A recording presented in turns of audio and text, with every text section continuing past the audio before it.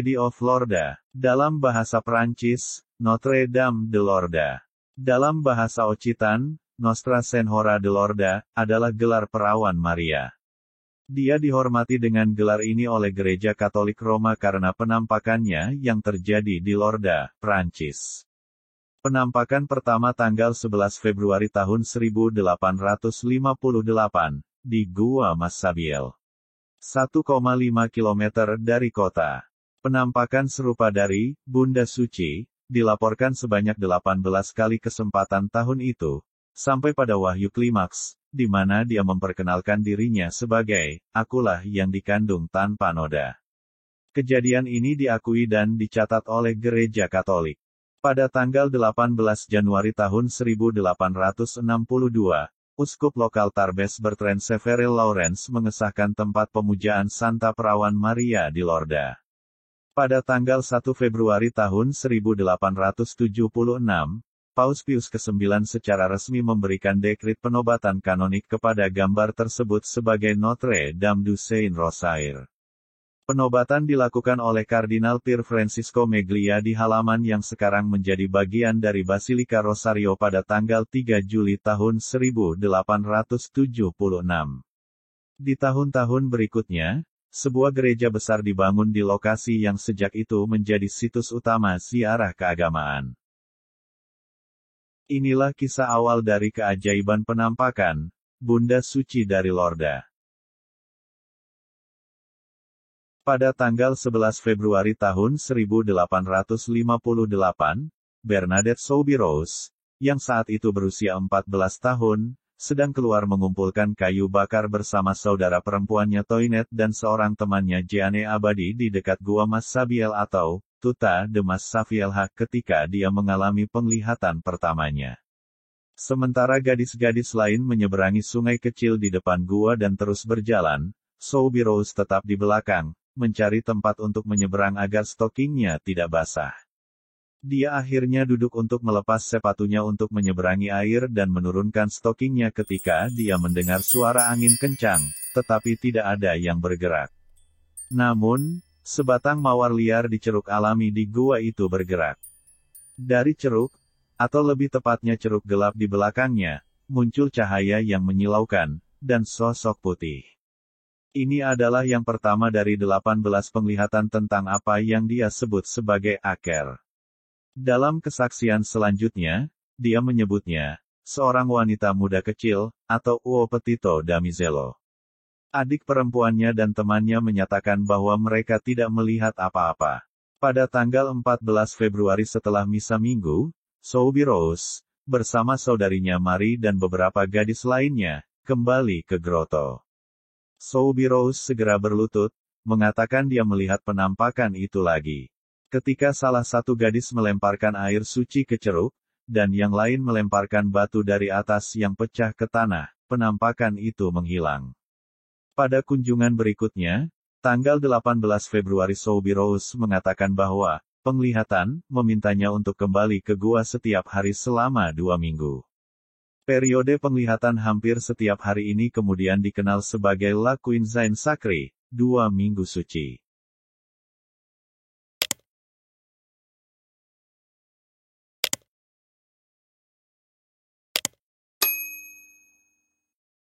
Awalnya, orang tua Soubirous, terutama ibunya, merasa malu dan berusaha melarangnya pergi.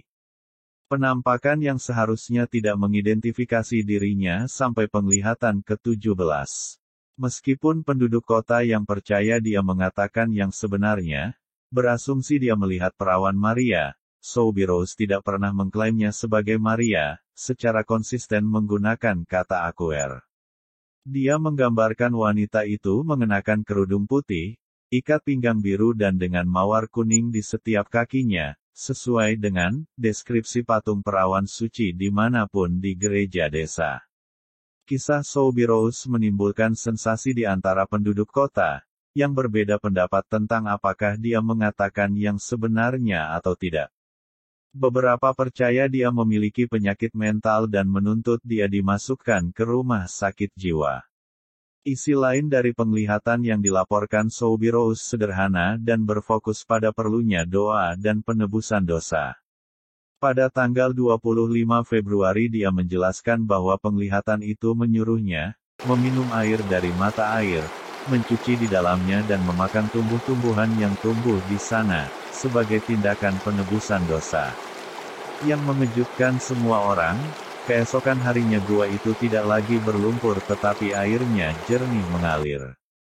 Pada tanggal 2 Maret pada penampakan ke-13, Soubirous memberitahu keluarganya bahwa wanita itu berkata bahwa sebuah kapel harus dibangun dan sebuah prosesi dibentuk.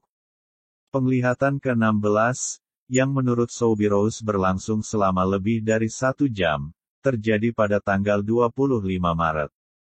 Menurut pengakuannya, saat kunjungan itu, dia kembali menanyakan namanya kepada wanita tersebut namun wanita tersebut hanya membalasnya dengan senyuman.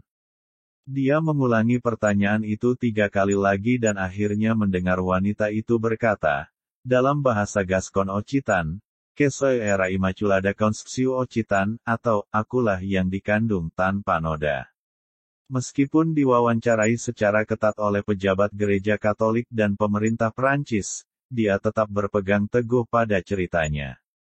Pada tanggal 7 April Soubirous mendapat penglihatan lain, di mana tangannya ternyata tidak terbakar saat bersentuhan dengan nyala lilin selama beberapa menit. Pada tanggal 8 Juni tahun 1858, Wali Kota Lorda memutuskan untuk membarikade gua dan menempatkan penjaga untuk mencegah akses publik. Pada tanggal 16 Juli Soubirous kembali untuk melihat gua dari sisi lain sungai dan mengalami penampakan wanita yang ke-18 kalinya, dan ini yang terakhir. Setelah penyelidikan, otoritas gereja Katolik mengkonfirmasi keaslian penampakan pada tahun 1862. Dalam 160 tahun sejak Soubirous menggali mata air, 70 penyembuhan telah diverifikasi oleh Biro Medis Lorda sebagai sesuatu yang tidak dapat dijelaskan, setelah apa yang diklaim gereja Katolik sebagai pemeriksaan ilmiah dan medis yang sangat ketat, yang gagal menemukan penjelasan lain. Komisi Lorda yang memeriksa Bernadette Soubirous setelah penglihatan tersebut melakukan analisis intensif pada air dan menemukan bahwa, meskipun memiliki kandungan mineral yang tinggi, tidak ada yang luar biasa yang dapat menjelaskan penyembuhan yang dikaitkan dengannya. Bernadette Soubirous berkata bahwa iman dan doalah yang menyembuhkan orang sakit. Seseorang harus memiliki iman dan berdoa, air tidak akan bermanfaat tanpa iman. Permintaan Soubirous kepada rohaniawan setempat untuk membangun kapel di lokasi penglihatannya akhirnya memunculkan sejumlah kapel dan gereja di Lorda. Tempat suci Our Lady of Lorda, sekarang menjadi salah satu situs ziarah Katolik utama di dunia.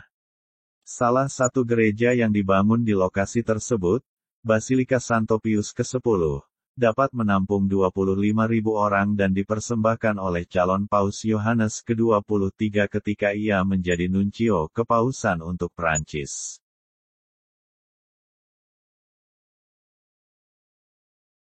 Sebagai penutup, tempat suci Our Lady of Lorda adalah sekelompok gereja, bangunan keagamaan, dan tempat ibadah di tempat penampakan Lorda terjadi pada tahun 1858, di kota Lorda, di Prancis. Area Suaka seluas 52 hektar termasuk Gua Mas Sabiel di mana terjadinya keajaiban bagi Bernadette Soubirous, telah berjumpa perawan Maria, dan area 3 basilika, yang dikenal sebagai Basilika Atas, Basilika Bawah, dan Basilika Bawah Tanah.